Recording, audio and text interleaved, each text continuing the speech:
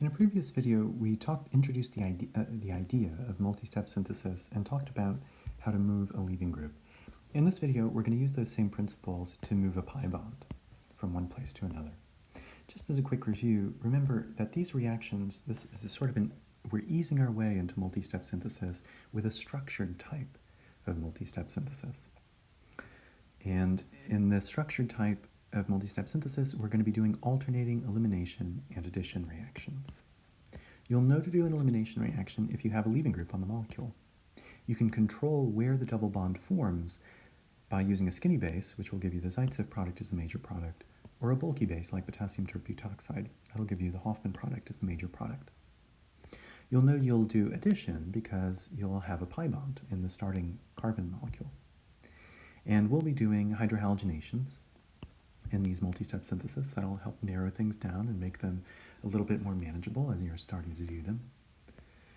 So we'll add HX, where X is any of the halogens. For us, that'll be chlorine, bromine, or iodine. And you can control where the halogen will add by either not using peroxides, in which case you get a Markovnikov product, where the hydrogen goes to the less substituted carbon, or using peroxides, in which case the hydrogen goes to the more substituted carbon, and the halogen goes to the less substituted one. So you get the anti-Markovnikov product. And so we'll be doing these alternating elimination and addition reactions, controlling where the double bond and the leaving group forms. As we do that, we'll be able to move a pi bond across a molecule. Let me show you how that works. So this is an example of what a problem like that might look like.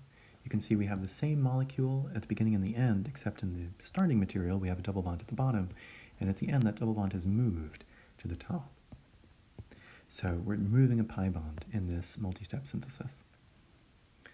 Now, as you do this, whenever you approach these multi-step syntheses, you really want to think in terms of big categories rather than in terms of specific reagents, specific reactions. So you would look at the starting material and you'd think, what type of reaction do I do just with this type of a molecule? Let's pretend the other molecule didn't even exist. If I just had this, what type of reaction could I do? And hopefully after studying this chapter, you're looking at that pi bond and you're saying, oh, well, I can definitely use that to do addition. Right? That pi bond is extramolecular glue I can use to stick something onto that molecule. Now, it may not be obvious why you would do addition. After all, you don't have anything added onto the molecule here. But another important strategy for this multi-step synthesis is to try to get a foothold and try something. If it doesn't work out, it'll give you direction about what to do next. That's okay. You'll be further along than if you did nothing. But to try something before you see the full answer, because usually you won't be able to see the full solution all at once before you get started. So you have to just get a foothold like we did here. We see a pi bond, so you know you have to do addition, and we'll work from there. Now we want the reactive part of the molecule to move up. So as we add something, we want the reactive thing to go close to where the pi bond is eventually going to be. So in these multi-step syntheses, we're going to make things a little simpler. We're always going to be doing hydrohalogenation. So we'll be adding HX. I'll add HCl here because we've been using a lot of HBr, and you don't have to use HBr. So we'll use HCl. And the product we really want is the product you would get when the chlorine adds upward. In other words, the chlorine goes here. Right, so instead of going on the bottom carbon, the chlorine goes on the top one, and of course that means the hydrogen went on that bottom carbon. So that's the product we want. Now, to get that, do we have to add peroxides, or is HCl enough? The question is, do you want Markovnikov addition or anti-Markovnikov addition? So we'll look at the two carbons that we added things to. And in this case, the bottom carbon is primary and the top carbon is tertiary. We want the hydrogen to go to the less substituted carbon to get this product. That is Markovnikov addition. So we want Markovnikov addition, which means we won't use peroxides in this step. So we won't use peroxides, we'll just use the HCl. I'm going to erase this hydrogen. It's still there, it's just implied on the skeletal structure.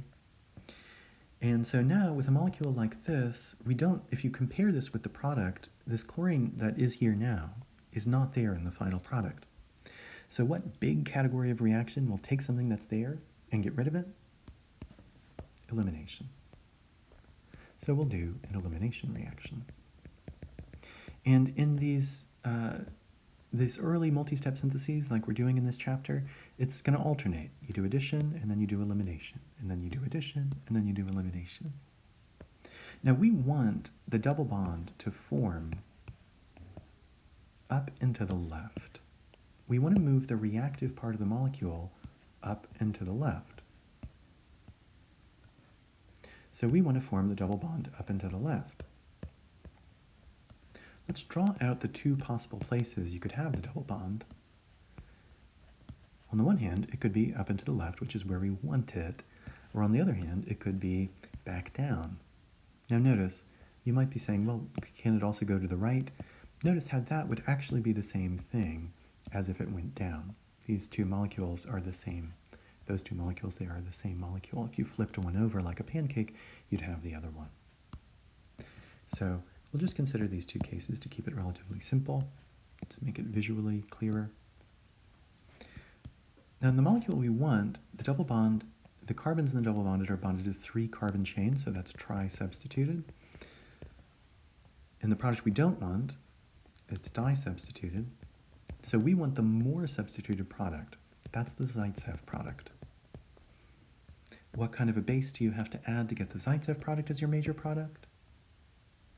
A skinny base. The skinny base can be sodium hydroxide. It can also be sodium ethoxide or sodium methoxide. So you could add sodium hydroxide or sodium methoxide or sodium ethoxide. You don't have to write all 3 of those every time you do an elimination to get the Zaitsev product. You just have to add one of them.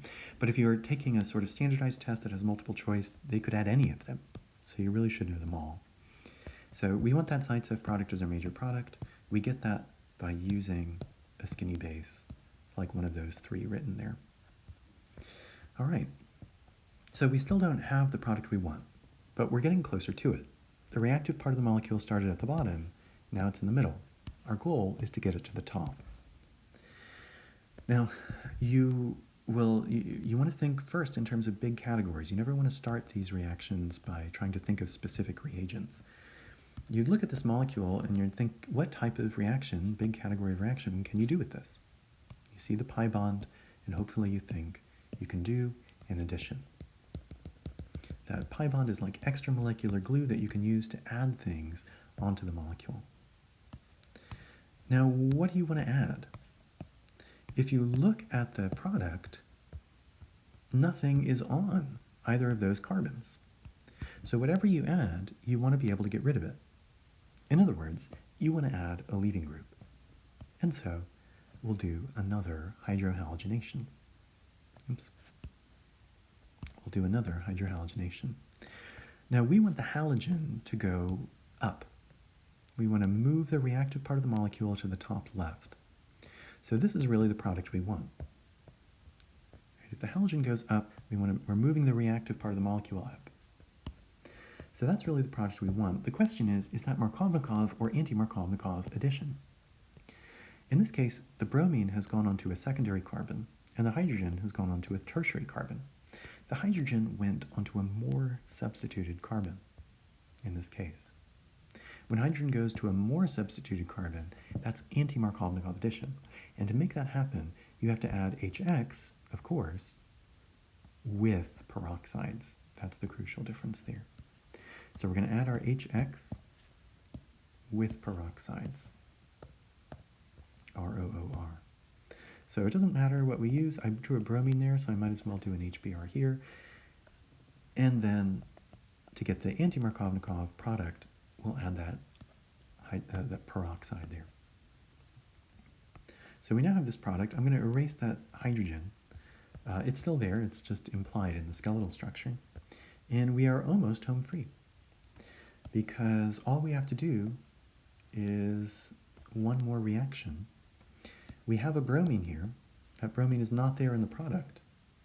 That's a sign that we need to do an elimination. The other sign that you need to do an elimination is we need to form a pi bond. And how do you form pi bonds? With elimination reactions. So elimination reactions form pi bonds. Addition reactions use them. And you can see in this particular elimination, we want the double bond to form going up. And so we have to be careful about how we do that, because there are two possible ways that the double bond can form. It could form, for example, in the direction that we want, which is going up. Or it could form in the direction we don't want, which would be going down. In order to figure out how to force the molecule to make the major product with the double bond going up, we have to classify these. If you look at the two carbons in the double bond, you'll notice this molecule that we want is monosubstituted. And if you look at the double bond forming in the direction we don't want, that double bond is trisubstituted. So we want the less substituted product. We want the Hofmann product. How do you get the Hofmann product as the major product? You add a bulky base like potassium tertbutoxide. So that's the last base we're going to use here in our elimination step. It'll be TBU-OK. And so those steps would get you that final product. Now notice these are all going to be separate steps. So 1, 2, 3, 4 steps to make this transformation happen. Notice a few patterns. It's alternating addition and elimination. Addition, then elimination, then addition, then elimination. You control whether you get the Markovnikov or anti-Markovnikov product by using peroxides or not. Peroxides will give you the anti-Markovnikov product. And you control whether you get the Zaitsever-Hofmann product by using a skinny or a bulky base. You know to use elimination if you have a leaving group on the molecule. You know to use addition if you have a pi bond on the molecule. So hopefully that gives you some idea of the thought process you'd go through as you do a multi-step synthesis where you move a pi bond from one